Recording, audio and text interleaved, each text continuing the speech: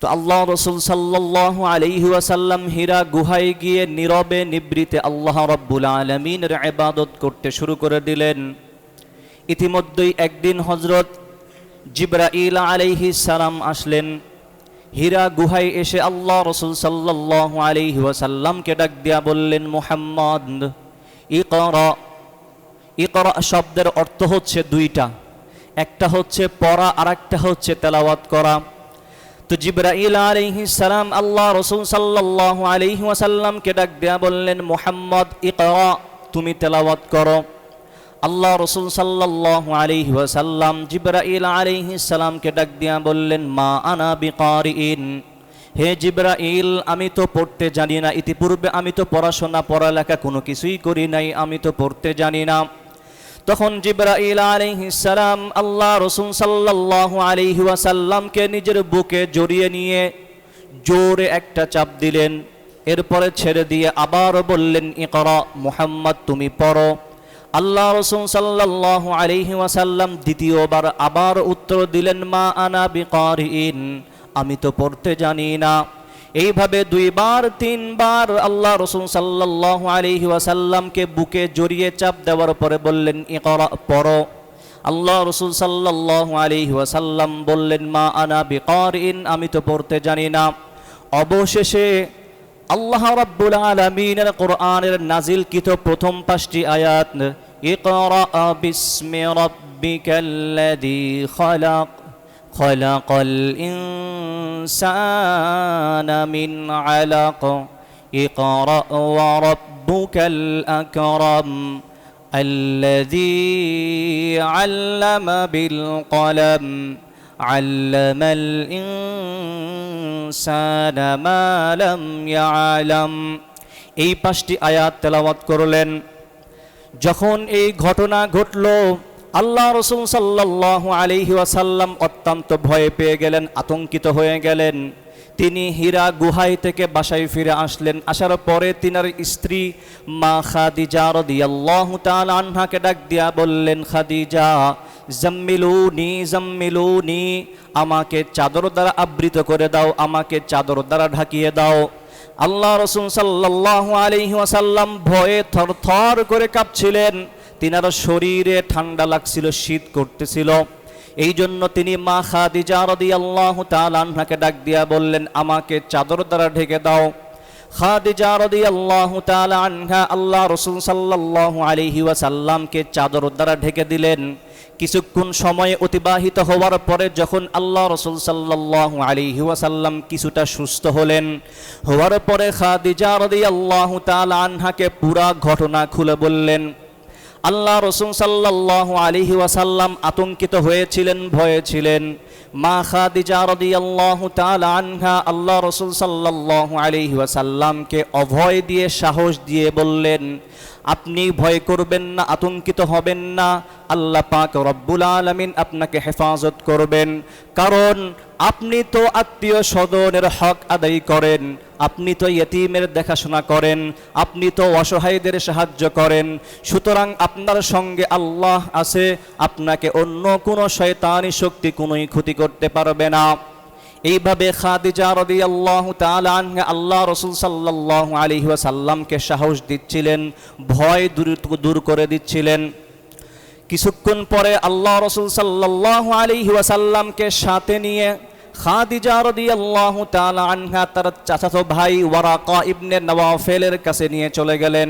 Waraqah ইবনে নওয়াফেল তিনি ছিলেন খ্রিস্ট ধর্মের একজন লোক, বাইবেলের উপরে তার জ্ঞান ছিল, জ্ঞানী ব্যক্তি ছিলেন। খাদিজা রাদিয়াল্লাহু তাআলা আনহা আল্লাহ রাসূল সাল্লাল্লাহু আলাইহি ওয়াসাল্লামকে সাথে নিয়ে ওয়ারাকা ইবনে নওয়াফেলের কাছে গিয়ে ওয়ারাকা ইবনে নওয়াফেলকে সমস্ত ঘটনা খুলে বললেন। শোনার পরে ওয়ারাকা ইবনে নওয়াফেল ডাক দিয়া বললেন, মুহাম্মদের কাছে হীরা গুহায় যেই ব্যক্তিটা এসেছিল তিনি আর কেউ নয়, তিনি হচ্ছে জিবরাইল আলাইহিস সালাম। এই জিবরাইল আলাইহিস সালাম ইতিপূর্বে মূসা আলাইহিস সালামের কাছেও এসেছিলেন। তো ওয়ারাকা ইবনে নওয়াফেল তিনি বুঝে ফেলেছিলেন যে হীরা গুহায় আল্লাহ রসুলের কাছে যিনি এসেছিলেন তিনি জিবরাইল আলাইহিস সালাম। যেহেতু ওয়ারাকা ইবনে নওয়াফেল তিনি খ্রিস্ট ধর্মের হলেও বাইবেল কিতাবের উপরে তার পাণ্ডিত্য ছিল, তিনি নবীদের ব্যাপারে জানতেন, ইতিহাস জানতেন, যে ইতিপূর্বে যেই সমস্ত নবী রসুলগণ এসেছেন তাদের প্রতি ওহী নিয়ে এসেছেন কে? জিবরাইল। ওহী নিয়ে আসতেন কে? ওহী নিয়ে আসতে আল্লাহর পক্ষ থেকে ওহী নিয়ে আসার কাজে যেই ফেরেশতা নিয়োজিত ছিল সেই ফেরেশতার নাম কি? জিবরাইল। প্রত্যেকটা নবীদের কাছে ওহী নিয়ে যেই ফেরেশতা আসতেন তার নাম কি? জিবরাইল। তো যেহেতু ওয়ারাকা ইবনে নওয়াফেল ইতিহাস সম্পর্কে জানতেন, তো তিনি বুঝে ফেলেছিলেন যে মুহাম্মদের কাছে যেই ব্যক্তি এসেছিল তিনি আর কেউ নয়, তিনি কে? জিবরাইল। এখন ওয়ারাকা ইবনে নওয়াফেল তখন আল্লাহ রসুল সাল্লাল্লাহু আলাইহি ওয়াসাল্লামকে কিছু কথা বললেন, যেই কথাগুলো ছিল অত্যন্ত গুরুত্বপূর্ণ।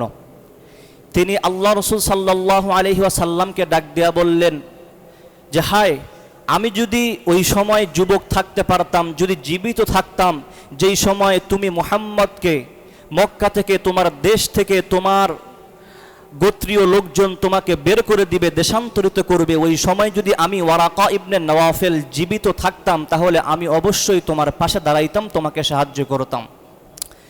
তো আল্লাহ রসুল সাল্লাল্লাহু আলাইহি ওয়াসাল্লাম এই কথা শোনার পরে তিনি অবাক হয়ে গেলেন, আশ্চর্য হয়ে গেলেন। তিনি জিজ্ঞাসা করলেন, আমার সম্প্রদায়, আমার বংশধর কেন আমাকে দেশ থেকে বিতাড়িত করবে? কেন তারা আমাকে আমার মাতৃভূমি থেকে বের করে দিবে? তার আশ্চর্য হওয়া, তার অবাক হওয়াটা স্বাভাবিক, কারণ তিনি ওই সময় মক্কার সবচেয়ে প্রশংসিত ব্যক্তি ছিলেন, সবচেয়ে ভালো উত্তম চরিত্রের অধিকারী ছিলেন। এমন একজন ব্যক্তিকে তার গোত্রীয়, তার বংশের লোকেরা দেশ থেকে বের করে দিবে, এটা শোনার পর আল্লাহ রসুলের আশ্চর্য হওয়ার কথাই। তো তিনি আশ্চর্য হয়ে প্রশ্ন করলেন যে আমার গোত্রীয় লোকজন, আমার বংশধর আমাকে দেশ থেকে বের করে দিবে কেন?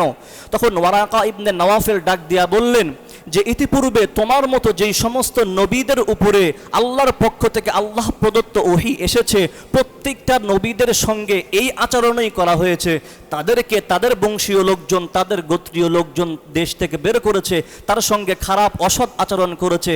সুতরাং তোমার উপরেও যেহেতু আল্লাহর পক্ষ থেকে ওহী এসেছে, সুতরাং তুমি এটা একথা সুস্পষ্টভাবে তোমার ব্রেইনের ভিতরে, অন্তরের ভিতরে বিশ্বাস করে নাও যে তোমার গোত্রীয়, তোমার বংশধর লোকজন তোমাকে তোমার দেশ থেকে বের করে দিবেই দিবে।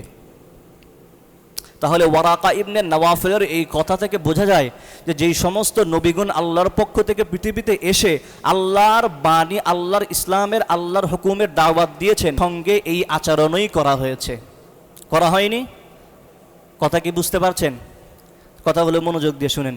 তো মুসা আলাইহিস সালামের সঙ্গে কি আচরণ করা হয়নি? মুসা আলাইহিস সালামকে দেশান্তরিত করা হয়েছিল। প্রত্যেকটা নবীদের সঙ্গেই এই আচরণ করা হয়েছে।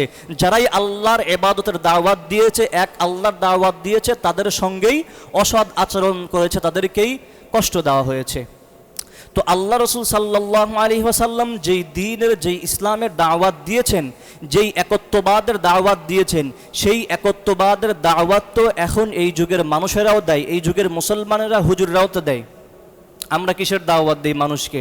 আমরা তো এই কথাই বলি যে তুমি ঘোষণা দাও, তুমি বিশ্বাস করো এক আল্লাহ, আল্লাহ ছাড়া দ্বিতীয় কোনো মাবুদ নাই। আমরা তো এই দাওয়াতই দেই যে তুমি নামাজ আসো, কারণ নামাজ আল্লাহর সঙ্গে সম্পর্ক স্থাপনের একটা মাধ্যম। তুমি তো আল্লাহর প্রেরিত বান্দা, আল্লাহর সঙ্গে বান্দার সম্পর্ক হবে, এটাই স্বাভাবিক।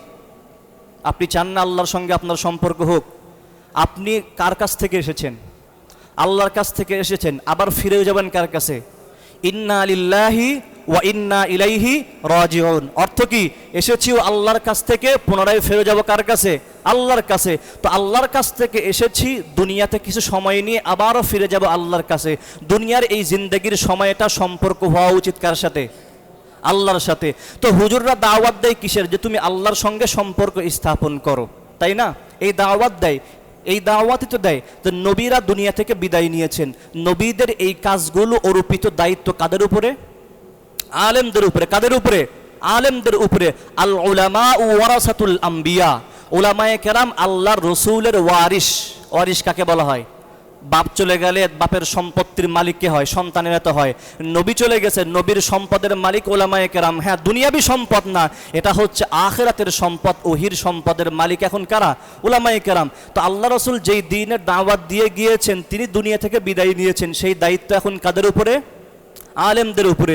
তো আলেমদের উপরে এই দায়িত্ব, সুতরাং এই দায়িত্ব তারা পালন করার চেষ্টা তো করবেই।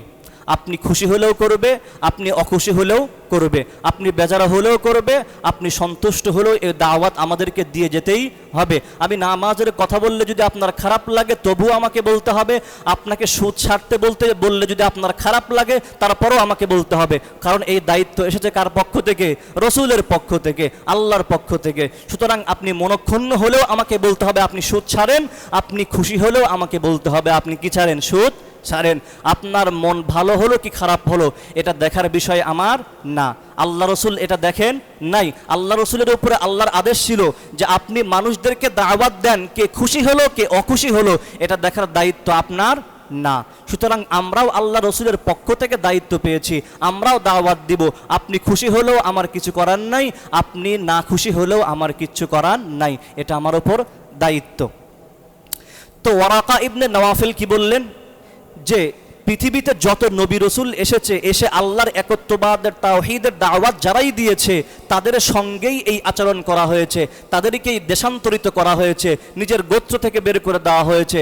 সুতরাং মুহাম্মদ তুমিও জেনে রাখো, যেহেতু তোমার কাছেও আল্লাহর পক্ষ থেকে ওহী এসেছে, সুতরাং আজ হোক কাল হোক তুমিও এই ওহীর দাওয়াত, কোরআনের দাওয়াত মানুষদেরকে দিতে যাবে। তাহলে তুমি জেনে রাখো তোমার গোত্রীয় লোকজনও তোমার বিরুদ্ধে দাঁড়িয়ে যাবে, তোমার শত্রুতে পরিণত হবে এবং তোমাকে দেশ ত্যাগ করতে বাধ্য করবেই করবে। করেনি? আল্লাহ রসুলকে দেশান্তরিত করা হয়নি? আরে মক্কা থেকে বের করে দেওয়া হয়নি? হয়েছে তো, শেষ পর্যন্ত মদিনায় গিয়ে তো আশ্রয় নিয়েছিলেন। তো ওয়ারাকা ইবনে নওয়াফেল আল্লাহ রসুলকে সতর্ক করে দিয়েছিলেন যে তুমি জেনে রাখো, তুমি যখনই এই কোরআনের ওহীর দাওয়াত দিবা তখনই তোমার গোত্রীয় লোকজন, তোমার যারা শুভাকাঙ্ক্ষী তারাও তোমার বিরুদ্ধে দাঁড়িয়ে যাবে। ঠিক এই কথা একদম 100% বাস্তবায়িত হয়েছিল। আল্লাহ রসুল সাল্লাল্লাহু আলাইহি ওয়াসাল্লাম যখন ইসলামের দাওয়াত দিয়েছিলেন তখনই তো আবু লাহাব শত্রুতে পরিণত হয়েছিল। এর আগে কি আবু লাহাব আল্লাহ রসুলের শত্রু ছিল? আর আবু জেহেল কি ইসলামের দাওয়াত দেওয়ার আগে আবু জেহেল শত্রু ছিল? ছিল না।